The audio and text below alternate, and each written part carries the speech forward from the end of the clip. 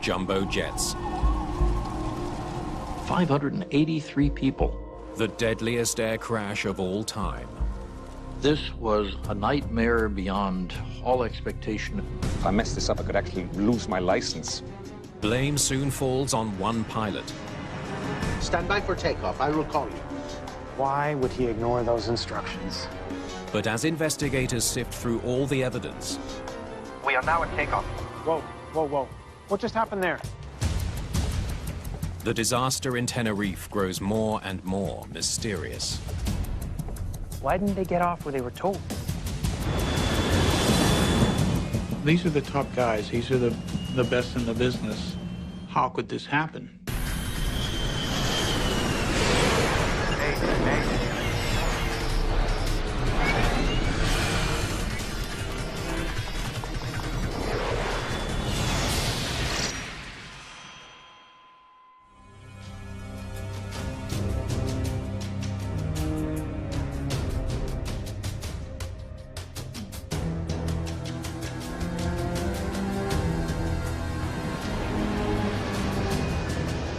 Sunjet 282, proceed directly to runway, backtrack, and hold. Los Rodeos Airport on the Spanish island of Tenerife is busier than it's ever been. BA 783, hold short of the runway and stand by for taxi clearance. The controllers are swamped. Scandinavian 1420, you are cleared for takeoff. Sterling 7392, you are next in line. Sierra Alpha, Tango Alpha 639, right turn heading 040, goodbye. A few hours ago, dozens of flights were diverted here after a terrorist bombing shut down a larger airport in nearby Las Palmas. It's a single runway airport with a single parallel taxiway. And because of a terrorist event in the region, they had much more traffic than I'm certain that they would normally see. Sterling 7392, taxi to the runway and exit at taxiway Charlie 3. They were dealing with aircraft that had been delayed for a good part of the day, and now there was a sense of urgency to get them out and safely on their way. With so many planes parked on the taxiways, the controllers instruct departing flights to taxi along the airport's only runway to get into position for takeoff. One of the planes waiting to get to Las Palmas is Pan Am Flight 1736. Must be getting close. Sure hope so. I'm ready for the beach. 39-year-old Robert Bragg is the first officer. After we got to Las Palmas, we were supposed to have a day there, and then fly the airplane to Paris and have a day off, and then back to New York. So it was supposed to be a very good trip. His captain is Victor Grubbs. Flight engineer George Warnes completes the highly experienced crew. Pan American World Airways was not only a pioneer, but they were the one we all looked up to tremendously. Those of us who wanted to be pilots and who later were always had that fantasy that we might someday fly for Pan American. So they were the creme de la creme for so many, many decades. The Pan Am crew is ready to get back in the air, but they can't taxi to the runway. A KLM 747 has stopped in front of them to refuel. We were about 12 feet short of getting around them. We were all on the same radio. I asked him how long would it be for him to finish fueling. He said about 45 minutes. You're trying to get your passengers where they want to go, and now KLM wants more fuel. And it's just one of those things. It gets frustrating. These irritations are small, but at the end of a long day, they begin to add up. Not even a sandwich? It's been a long day for the 378 passengers on board the Pan Am airplane. The flight started in Los Angeles, before stopping in New York and now in Tenerife. They had been on the airplane 12, 13 hours, so they were getting tired. The passengers have no idea how long the delay will last. KLM was our big concern, and we found out his fueling would be finished. Tenerife KLM 4805, you finished refueling, requesting clearance for startup. The KLM aircraft is finally ready to roll. Both 747s should be back in the air soon. Clipper 1736 requesting start clearance. I said, okay, Pan Am is ready to start also. Clipper 1736, you are clear to start.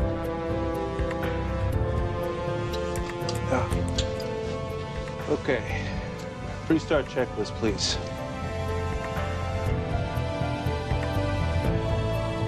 Ladies and gentlemen, the flight deck once again. I'm happy to say we've been finally cleared to get moving.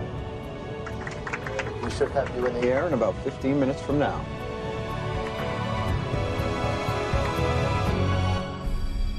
The Canary Islands lie off the west coast of Africa. Tenerife is one of 7 in the Spanish archipelago. The mountainous island is famous for constantly changing weather.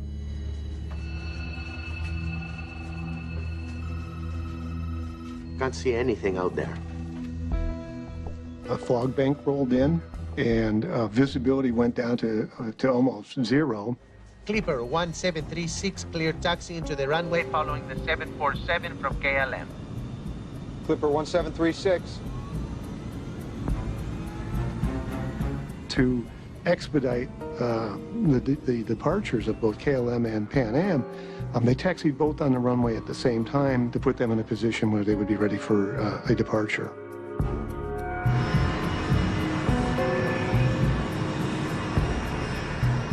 He said, follow KLM down a runway, backtrack, make an exit to get around back of KLM. So that's what we were doing. Once they get in the air, the flight to Las Palmas should only take about 25 minutes. KLM 4805, how many taxiways did you pass? I think we just passed Charlie 4 now. Okay. The KLM 747 will be the next plane to take off. At the end of the runway, make 180 and report ready for ATC clearance. Ya después de estos dos, ya terminamos. First Officer Bragg is unfamiliar with the airport. He checks a runway diagram to help find their turning. Okay, that's this one right here. Close ahead. It's going to put us on the taxiway. As they taxi, they listen to the tower controller tell the KLM crew ahead of them what to do after departure. You are clear to the Papa Beacon. Climb to and maintain flight level 90. Right turn after takeoff. Roger, clear to the Papa Beacon. Flight level 90, right turn up. We are now at takeoff. Okay, stand by for takeoff. I will call you. And we're still taxiing down the runway, Clipper 1736. Papa Alpha 1736, report runway clear. Okay, we'll report when we're clear. Thank you. The Pan Am crew will be turning off the runway in just a few more yards. But now something's wrong. First Officer Bragg can see a plane through the fog. I think he's moving. Now I looked up and there he was coming down the runway. It was very obvious that he was moving because his landing lights were shaking. Look at him. That idiot's coming. Saw KLM too. Get off. Get off!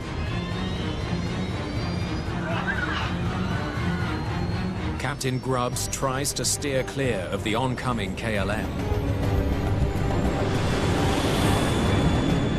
But it's bearing down on them at nearly 200 miles an hour.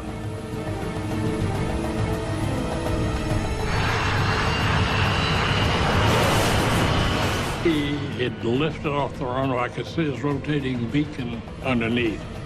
Get off, get off, get off! Get off, get off, get off! And then I ducked and said a real quick prayer. God, I hope he misses us.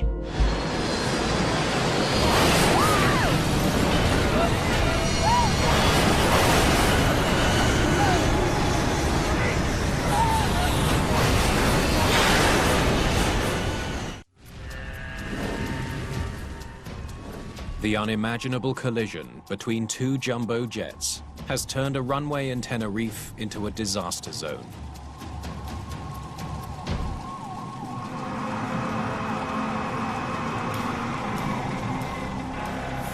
I opened my eyes. First thing I noticed, all the windows were gone. And it looked like somebody had taken a big knife and just cut the whole top of the airplane up. Get up! Get out! That's when I decided it was time to leave. It's a 45-foot drop onto solid concrete. And it just jumped right over us. I didn't even think about it.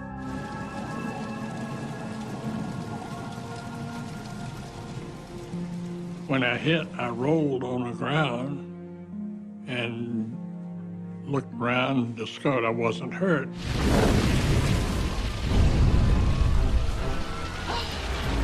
Some passengers in the shattered cabin of the Pan Am have also survived. Get out! They're desperate to get off the plane. The airplane was totally burning. There were flames probably 200 feet high. An opening in the fuselage offers the possibility of escape, but there are no emergency slides. The long drop to the runway could be fatal. With the plane engulfed in flames, it's the only way out. We're gonna have to jump! I thought the airplane was going to blow up. And I yelled out and started jumping, and they did.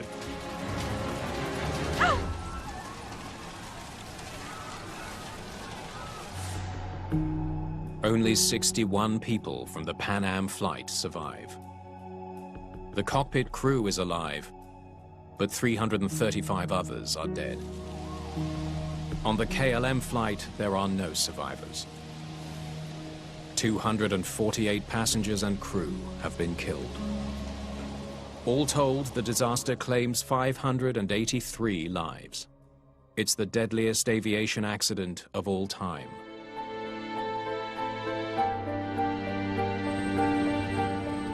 $583 people, with only a few getting out on Pan Am. This was something that we really had not contemplated when we started building bigger airplanes. Nobody ever thought, what if we lost two of them in a collision on the ground? This was a nightmare beyond all expectation. The next morning, investigators from Spain, the Netherlands, and the United States are on the scene. We didn't have a whole lot of experience with 747s crashing at that point. So for an accident investigation standpoint, it was going to be as big a deal as you can get. Pan Am clearing the runway, KLM on its takeoff roll. Someone messed up. They face a huge task, trying to untangle the chain of events that led to this catastrophic runway collision. The search for the black boxes begins immediately. The recorders could hold important details about what was happening in both cockpits. Voice recorders, in this case, were vital. You had two airworthy aircraft coming together on the runway. So the events leading up to that, were key. It was busy. Controllers had to get almost 50 planes off the ground in just a few hours. Investigators know that Los Rodeos Airport has no ground radar to help controllers track planes. At a busy location, it's unusual for a controller to have to work without ground radar. It increases the stress a little bit in the tower. There's no question that the small airport was dealing with more traffic than usual. Was it too much for controllers to handle? Did they make a fatal mistake? A visit to the tower is the obvious next step. We've never been that busy. And, okay, well, the planes were parked here and here. They had to use the runway to taxi into position, one at a time. They were actually having to park aircraft on the taxiway, the only taxiway that they had, and therefore kind of deviate from their standard operating procedures. And anytime you do that, unfortunately, things get a little bit riskier. So I instructed KLM to taxi to the foot of the runway, make a 180, and wait for takeoff clearance. At the end of the runway, make 180 and report ready for ATC clearance. And a couple of minutes later, he reported that he was in position here. KLM is ready for takeoff, waiting for ATC clearance. When KLM had turned around at the end of the runway and was in position for takeoff, we call that line up and wait. So they are waiting for takeoff clearance, which will equal a clear runway. And then I had Pan Am move up the runway right behind the KLM. Papa Alpha 1736, report runway clear. Okay, we'll report when we're clear. It's true, we were busier than we've ever been before, but we were managing. We were getting the job done. It's becoming clear to investigators that the cause of the Tenerife tragedy goes beyond a busy airport. Controllers had a lot to do, but they were not overwhelmed. There must have been other factors at play. ¿Qué fue eso? In accident investigation, we learned a long time ago that there is never ever just one cause, and there are a multiplicity of moving parts on this. I couldn't actually see what happened. A thick fog had rolled in. Visibility was almost zero by then. This particular airport had a unique characteristic in that it was high enough so that you would get actually clouds rolling in across the runway. KLM 4805, how many taxiways did you pass?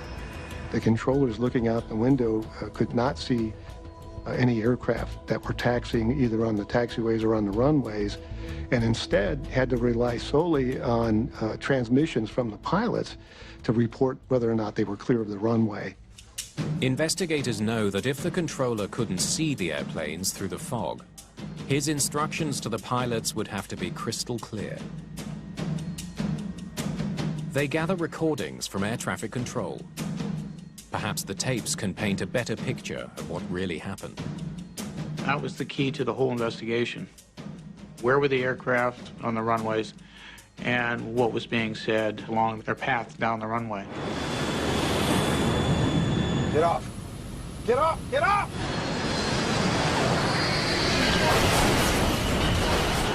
History's deadliest air crash is leading newscasts around the world. The pressure for answers is not about to let up. We knew we had a tremendous task on our hands to solve this accident.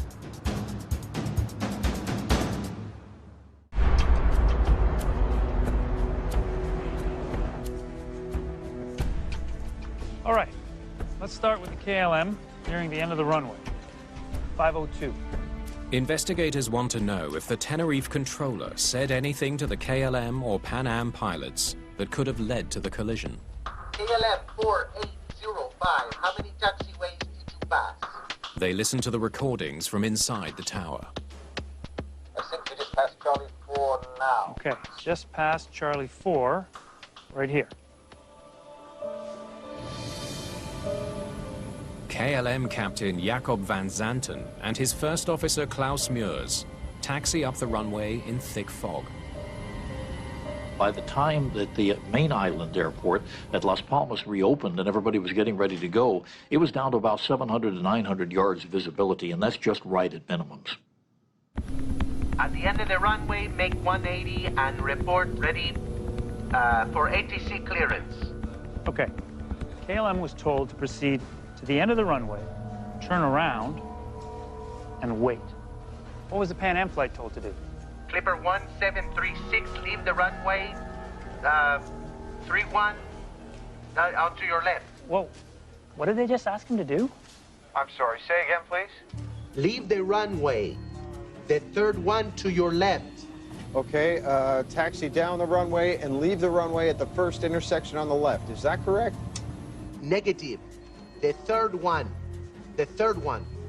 Whenever we look at the question of whether or not the air traffic controllers in the tower, the two gentlemen in the tower, were giving clear instructions, you got to remember we have kind of a linguistic problem here, because these were two Spaniards who speak Spanish as their native language attempting to speak in aviation English to an American crew and to a KLM Dutch crew. He's on an active runway, and he doesn't know if he's being told to get off here, here, or maybe here.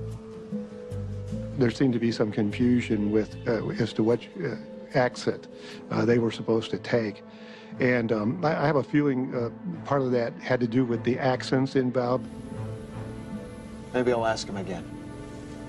Would you confirm that you want Clipper 1736 to turn left at the 3rd intersection? It takes an extra effort, but the controller eventually makes himself understood. The 3rd one, sir. 1, 2, 3. The 3rd one. 3rd. The controller's accent may have been another complicating factor for pilots in an unfamiliar airport on a very busy day. But for investigators, it's not enough to explain the crash. They need to keep digging. 1, 2, 3. This is where they were told to get off, and they clearly understood. But they moved past C3. Why didn't they get off where they were told? The Pan Am plane taxied past the 3rd exit. Why did it stay on the runway? For more insight, investigators examine the geometry of the turn the Pan Am pilots were asked to make. That leads to a surprising discovery. So we have a 148-degree turn here, followed by another one here. Leaving the runway at the 3rd intersection would have required 2 very sharp turns, both tighter than 90 degrees. That's practically impossible. 747 is a beast. This is a big, big airplane. You just can't turn it on a dime. So a crew is going to always be reluctant, an experienced crew especially like Pan Am's, to take a turn if it doesn't look logical to them. And this one did not look logical to them. All right, so the collision happened here. So he obviously passed C3 and was headed for C4. Instead of leaving the runway at an exit that required 2 very difficult turns, the Pan Am crew headed for the 4th exit. It was further along the runway but provided a much easier turn. If you see C4, it's the only taxiway going off the runway to 45-degree angle. The other C3 would have not done what we need to do. So I could see how that would definitely have induced the Pan Am crew to think that Charlie 4 was the exit that they were supposed to turn at. In the fog, the KLM crew would not have been able to see that Pan Am 1736 was taxiing past the C3 exit as they waited for takeoff instructions from the controller. KLM is ready for takeoff, awaiting ATC clearance. The first clearance they were asking for was a air traffic control route clearance, which tells pilots how to get from the airport that they were at, Tenerife, to their destination airport. The air traffic control recording suggests the KLM crew knew the correct procedures and was following them. You are clear to the Papa Beacon. Climb 2 and maintain the Flight level 90. Right turn after takeoff. Sounds fine. Roger, cleared to Papa Beacon. Flight level 90, right turn out. We are now at takeoff. Okay? Stand by for takeoff. I will call you. It's kind of a verification between the controller and the pilot that they are doing what they should be doing. He's telling the tower he's in takeoff position, but he's been told to wait for takeoff clearance. So why does he start his takeoff roll? Investigators are mystified. Nothing on the tower recording can explain why the KLM crew started down the runway before they were cleared to do so. Big question then was, you know, once you get over the horrific nature of it, say, how could this happen?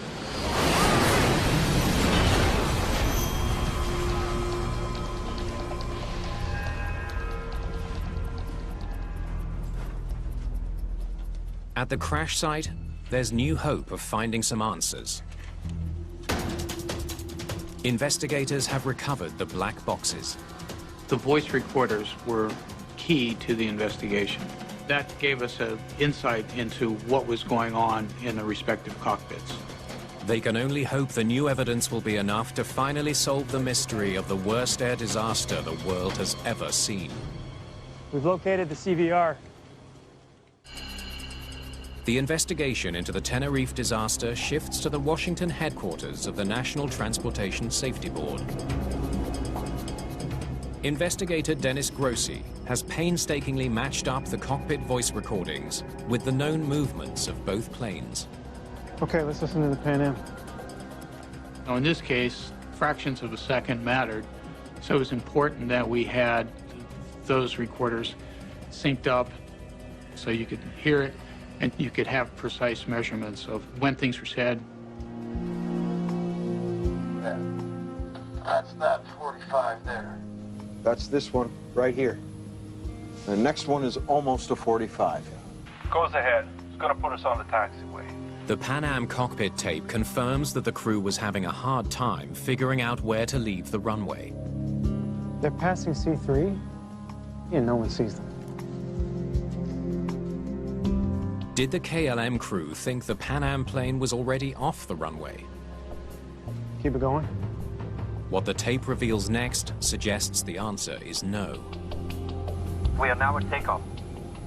And we're still taxiing down the runway, Clipper 1736. Both crews are using the same radio frequency. KLM should have heard First Officer Bragg report his location. That's why I said we're still on the runway, and we will report clear of the runway. Papa Alpha 1736, report runway clear. Okay, we'll report when we're clear. Thank you. Crystal clear for all to hear. You're still on the runway. Yet KLM continues to take off. Captain Van Zanten is a highly experienced pilot with more than 11,000 hours in the air. What led him to believe the runway ahead was clear and that he had permission to take off? It just seems so alien for the crew to make that mistake. I mean, these are the top guys. These are the best in the business. He lands just after 13:30. Investigators turn to the KLM voice recording for answers. Perhaps something said in that cockpit can explain the incomprehensible decision to start down the runway. We landed here at 1:38? Yes, I know that, but we have to start from 7 o'clock. That's when we checked in. You're trying to recreate the cockpit environment, why certain decisions were made, why things were said. The time limit is 10 hours of flying with an amplitude of 13 hours. That's his fun stopover. The recording reveals that the captain is worried about work hours. If the crew exceeds their duty time, they'll be forced to cancel the flight. And that means probably $30,000, $40,000 of hotel rooms for the outbound passengers who they're not going to be able to carry back that night. It is a bit of a logistical nightmare, especially in an outstation in a foreign place. Dutch regulators have also recently tightened the rules governing flight crew duty time. A Dutch pilot can now have his license revoked if he exceeds the legal number of hours. The crew left Amsterdam at 9 in the morning. They still have to get their passengers to Las Palmas, pick up another load of passengers, and get back to Amsterdam before the clock runs out. If I mess this up, I could actually lose my license. We certainly wouldn't want that. Well, if we're waiting, we might as well refuel. Tenerife, KLM 4805, now requesting refueling at the apron. Van Zanten's concern over duty time explains why he decided to refuel while in Tenerife. He was going to do everything in his power to make sure that he could, complete the flight within his legal duty time limits. But then, a short time later, the airport in Las Palmas reopens. To all aircraft, Las Palmas has reopened. You may ask for startup and clearances at your discretion. And Van Zanten's plan backfires. Refueling takes much longer than expected, And now he can't move until it's done. When Las Palmas reopened, here he is, sucking on a fuel hose instead of starting the engines and moving. This is Clipper 1736, requesting startup clearance. Van Zanten's decision has a huge impact on the Pan Am flight as well. The KLM beside you has requested a refuel, and it doesn't look like you're going to get by him. The Pan American 747, they didn't have enough wingtip clearance. You gotta be kidding me. Roger, Tenerife, Clipper 1736. The other captains were unhappy with him because he was the cork in the bottle. The refueling delay means the KLM crew now has only 2 hours until they're grounded. Half hour to taxi, half hour to get there. An hour to swap passengers and get back in the air? It's tight. And guess what? The weather's getting worse. KLM 4805, you are clear to taxi to the runway. The question facing investigators now is, did the rush to get off the ground in worsening weather cause the KLM crew to jump the gun? So he taxis to the end of the runway and does his 180. We know this from the tower tapes. Can we hear it from that point, please? Body gear disarmed, landing lights on, checklist complete. Investigators hear more evidence that the captain of KLM Flight 4805 may have been in a rush. Is he throttling up? Wait a minute. We do not have ATC clearance. No, I know that. Go ahead and ask. It was obvious that time was an important factor in the KLM captain's decision-making. He wasn't going to waste any time once he got to the end of the runway.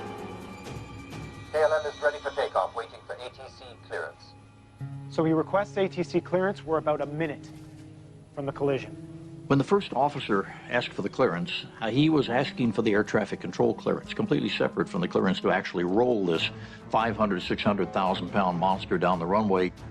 You are clear to the Papa Beacon, climb 2 and maintain flight level 90. Right turn after takeoff.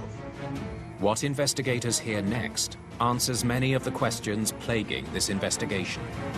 Yes, Roger, clear to the Papa Beacon. Let's go, check thrust. Flight level 90, right turn out. We are now at takeoff. Okay. Whoa, whoa, whoa. What just happened there? Play that again, please. The controller is providing instructions for what to do after takeoff. You are clear to the Papa Beacon, climb 2 and maintain flight level 90. Right turn after takeoff. Yes. But the captain reacts as if he's actually been cleared for departure. They get a clearance from air traffic control that contains the word takeoff, and that confirms for them that everything is the way it should be, when in fact, everything was not. Roger, clear to the Papa Beacon. Let's go, check thrust. Before his first officer has finished reading back the instructions, Captain Van Zanten is already on the roll.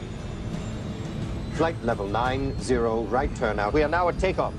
Investigators now know what the Dutch first officer meant by "at takeoff." He's reporting that he's actually taking off, not that he's ready to take off.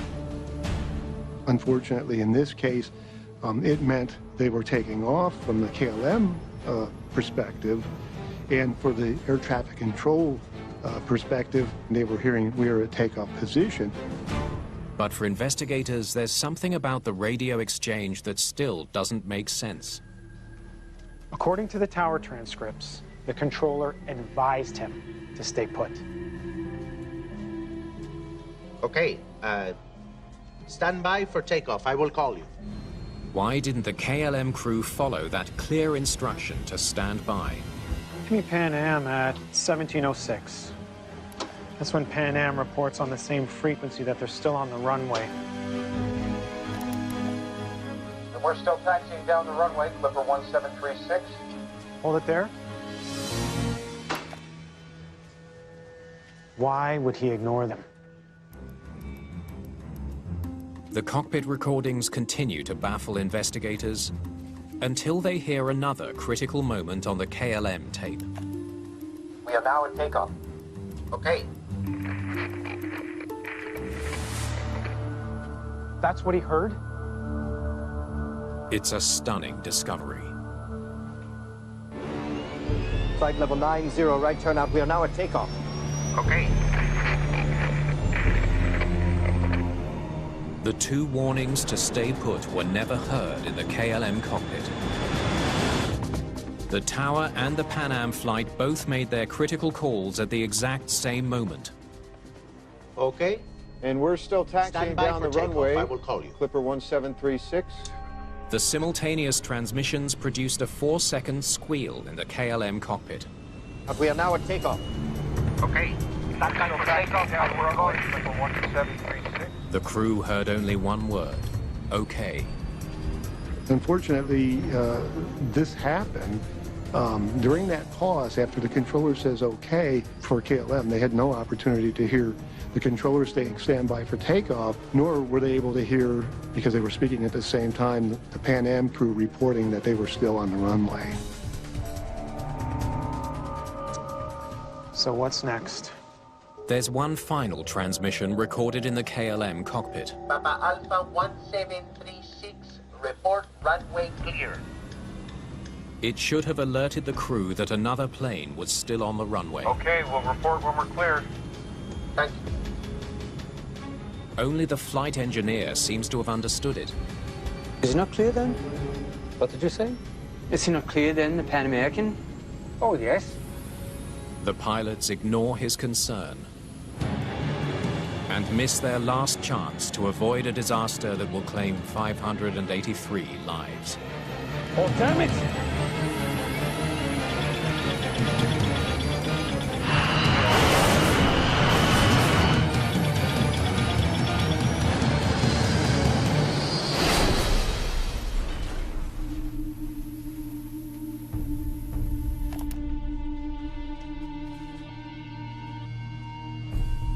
Van Zanten should not have moved without explicit clearance. You learn that in probably the first or second lesson in aviation. Do not take off unless you get a clearance. Investigators dig into the career of Captain Van Zanten. They're looking for anything that might explain why an experienced pilot would violate such a fundamental rule. This guy was a superstar. They learned that Van Zanten was one of KLM's top pilots. He was the face of the airline, the director of flight safety, and head of the flight training department. How could a human being with so much intelligence, so much capability and experience and position, and the director of safety, how could he fail like this?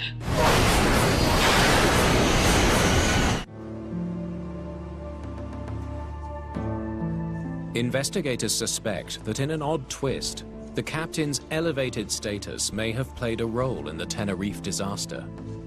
Back in those times, everyone had an awe of the captain, if you will. His word was God. His word was unquestioned. If he has that kind of authority, it's less likely for someone, his junior, in this case the flight engineer and the first officer, to challenge anything he does.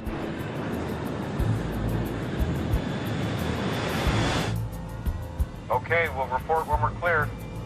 Thank you. Is he not clear then? What did you say? Is he not clear then, the Pan American? Oh, yes. The conversation in the KLM cockpit leading up to the accident seems to support that notion. But Van Zanten's esteemed status doesn't explain the most troubling question of all. Why did he believe it was safe to take off in the first place? Logically, you should make extra clear that, hey, we're taking off. Is the runway clear? Investigators search desperately for an answer and come across a stunning detail in the captain's flight log. It could be the final piece of the puzzle. This was his first flight in 3 months. Records show that Van Zanten's cockpit hours had dropped dramatically in recent years. He was spending most of his time in a simulator, training other pilots. The simulation is interesting because when you spend a lot of time as an instructor in a simulator, it's an artificial environment that we try to make as real as possible. Okay. Checklist complete. Let's go. Thrust. Flight simulators do a remarkably good job at recreating the experience of a real flight. But there is one very important element missing. There is no air traffic controller in a simulator. His focus was on training, and there was this difference in the way you treat air traffic control communications in the training environment versus the real world. Okay, let's go. Thrust. V1. Here we go. Take off, thrust. Rotate. Okay, let's go. Take off, thrust. Thrust. Go. All the time he spent in the simulator works against him. Climb 2 and maintain flight level 90. Right turn after takeoff. Roger, clear to the Papa beacon. Let's go. Check thrust.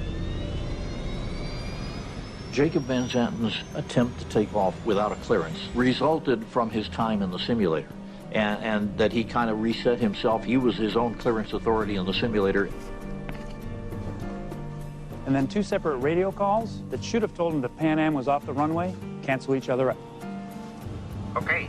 We're still tracking down the runway, level 1736. The world's deadliest airline accident is now all but inevitable. I think he's moving. Look at him. That idiot's coming. Basically, we had a captain who wanted to get off the ground as rapidly as possible. Oh, damn it!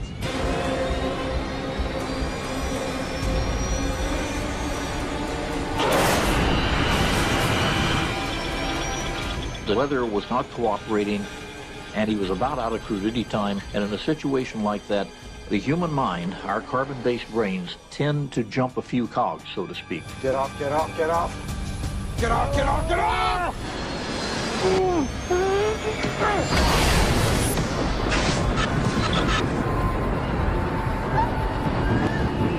He had a gun cocked and loaded by various factors, and he was the one that pulled the trigger, but you have to take them all in connection.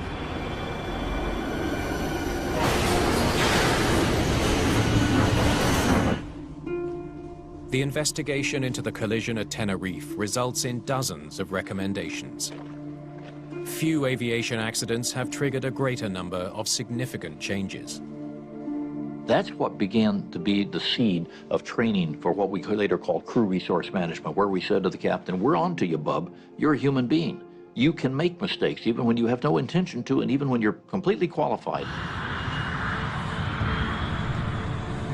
KLM and other airlines transform their training methods for captains, helping them become more responsive to their crewmates. Even the most senior and the most highly trained individuals can make mistakes. And we need to rely on the resources of all the crew members to compensate for that. You are clear to the Papa beacon. Climb 2 and maintain flight level 90. Right turn after takeoff. The accident also changes the very language used by controllers around the world. Controllers don't use the word takeoff unless they actually mean and intend for the aircraft to be doing just that, taking off. Instead, they will substitute the word after departure, turn right heading 040 or something to that effect. Those 583 people, those people did not die in vain. We have learned those lessons. They changed the whole face of aviation safety.